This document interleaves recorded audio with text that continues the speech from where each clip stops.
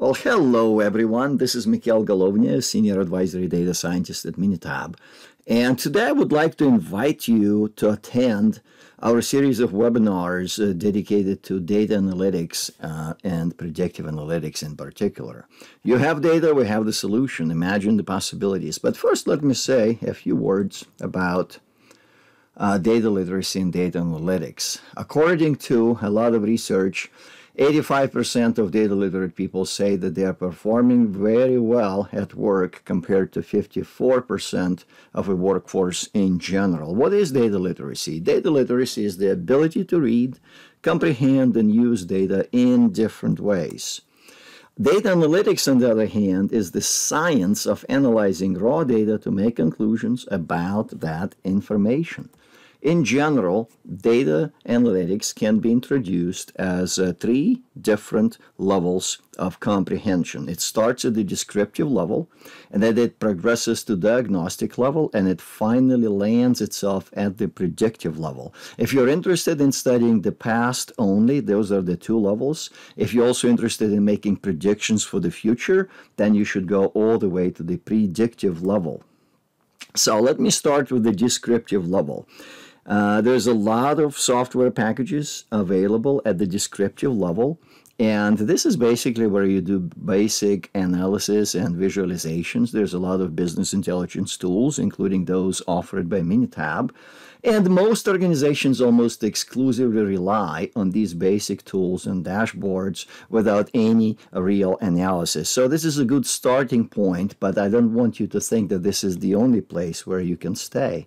Then we go up to the next level. The next level is diagnostic. Like, for example, when we study the elections, we're not just necessarily interested in the exact number, the percentage. We sometimes wanted to understand some deeper relationships. Like, for example, why do we understand confidence intervals in elections days and forget them every other day of the year? So you need to go one way higher. You need to go to the level of diagnostics, not just describing what happened, but also trying to understand why it has happened.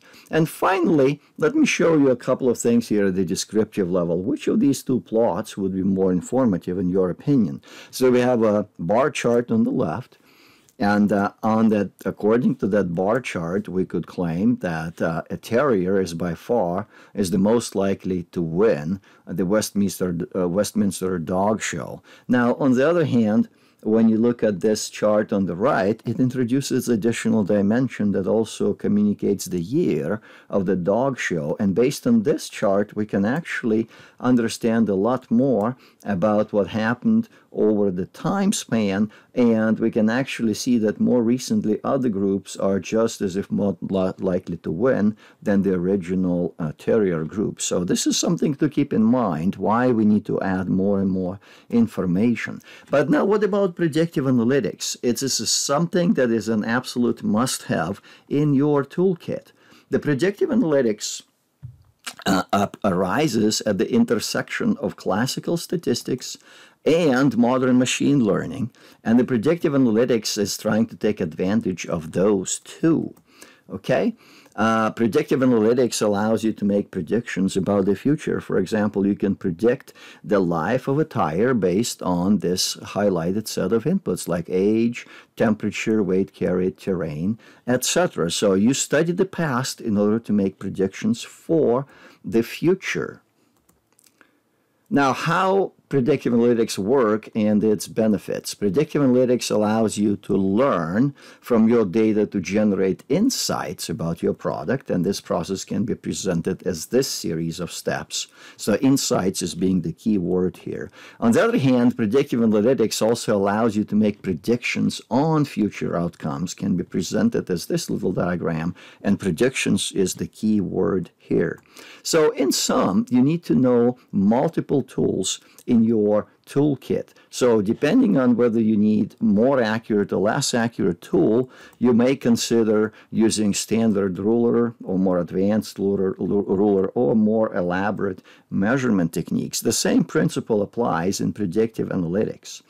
Why do you need additional advanced algorithms? Well, usually you don't want to be in a situation when you're driving and you don't really see anything, so you don't really know how well you're driving. So as you add more and more tools, you get more and more clarity to what is actually around you.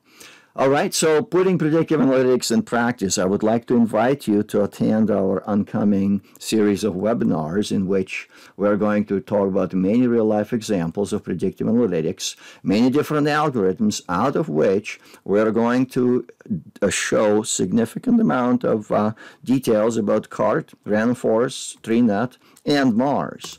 We're going to work with several real-life examples, and those include how to predict energy output of a power plant and how to predict machine failure under current operating conditions. So hopefully you'll find it useful. Again, I invite you to attend our webinars, and I hope to see you soon. Thank you.